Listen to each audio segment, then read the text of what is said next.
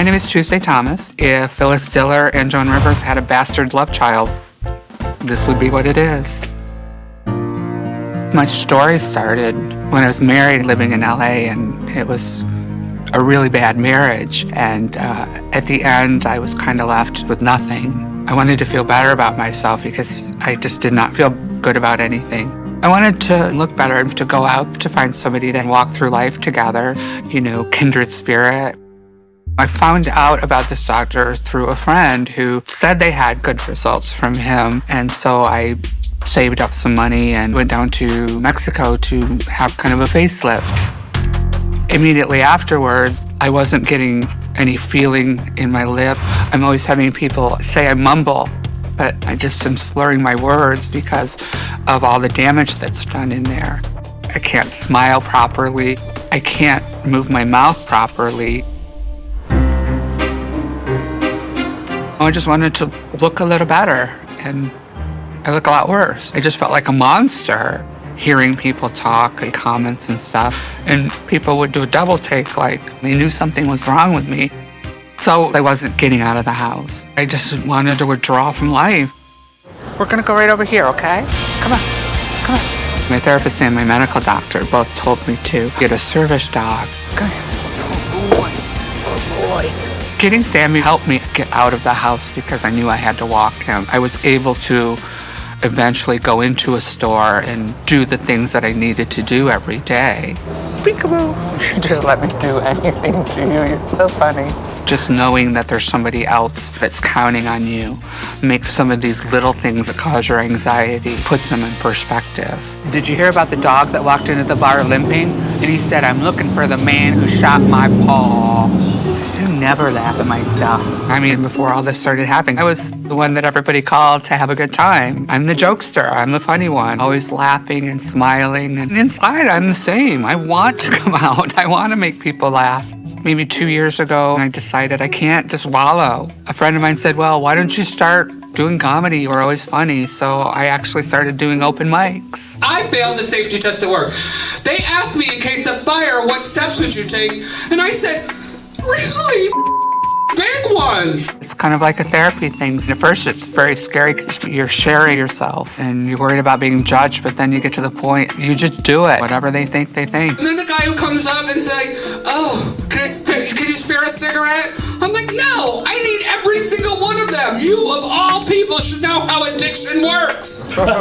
It's like your face is your fortune, but it's kind of like I squandered my fortune through this one mistake I made that I'm continually paying for. Okay, here's another joke.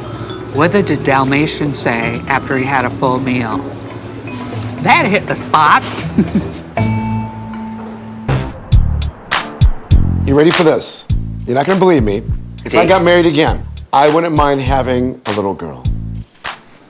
You want to have more children? You're kidding me. A little girl. I tell you, girls are so cute. You have how many? You have 3 little girls. You have 3 little girls and a one little boy. Having a daughter, I'm telling you, it's magic. When your daughter's running, they all hug you, all 3 at once.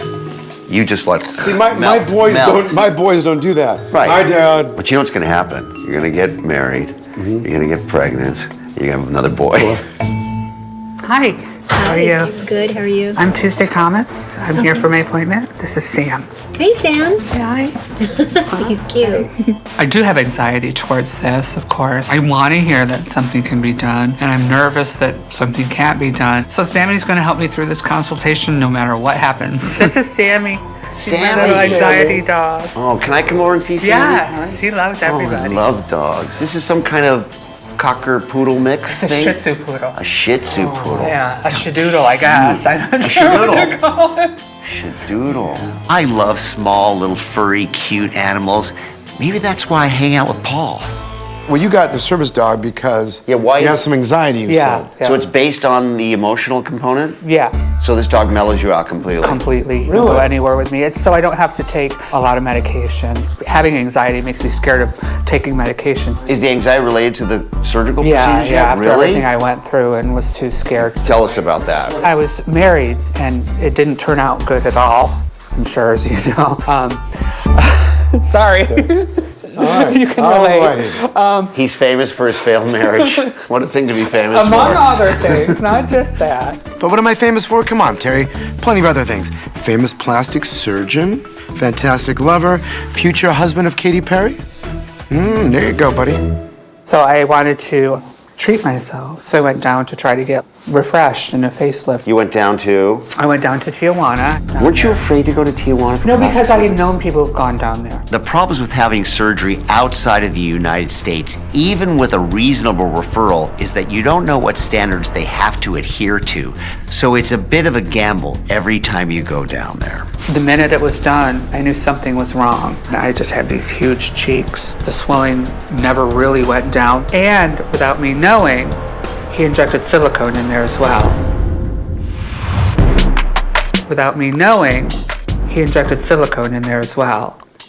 And your lips. In here and in my lips.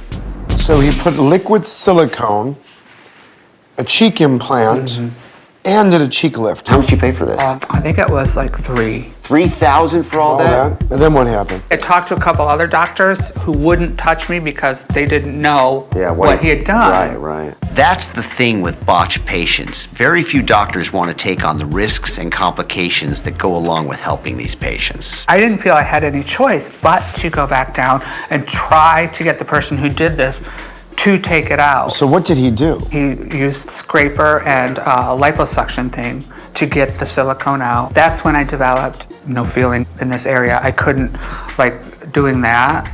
Used to be able to do it on both sides. So the second operation caused a motor nerve injury. Can you do that? Try moving your right side. You do that side? Oh, so that whole side, the zygomatic to buckle, the whole area is Yeah, weird. there are 5 branches of the facial nerve. 2 of their branches were injured with that revisional surgery. It's rather apparent that Tuesday has some facial nerve injuries, whether it's from the lower facelift versus the endoscopic mid-facelift. Who knows? Do you work? Doing stand-up comedy. Oh, you are? That's my therapy. So what do you talk about in your stand-up routine? I opened with, when I was 20, I looked like Wonder Woman. Now people just look at me and wonder if I'm a woman. Oh.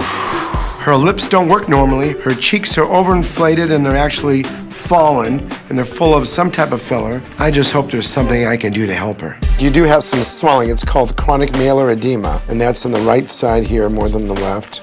And these are actually some deeper blood vessels. Yeah, that is due to the silicone trauma. And that can be treated with the laser. Nobody's ever given me some kind of solution. I just want to do a happy dance right now. I do. I'm just so excited about this. Basically, your cheek, it's called cheek ptosis. In other words, your cheeks are fallen. Here's the issue. If you surgically go in and try to elevate this cheek, the silicone that you have in there, from us going in there and cutting, it becomes like big sores, and sometimes it can pop out of your skin, and then it can keep coming back over and over. Right now, even though you have fullness, it's soft. The smile, those nerves have been damaged. That is something that probably not gonna come back. Right.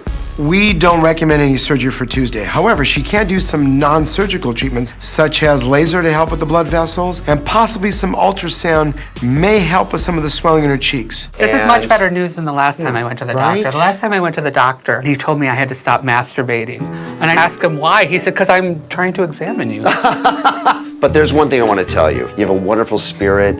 You're awesome. Thank you. I definitely think I'm leaving here better off than when I came in. If they say this is it, this is it. And I'm okay with that. You guys are wonderful. Thank you. You so much. I'm wonderful. He's, Bye.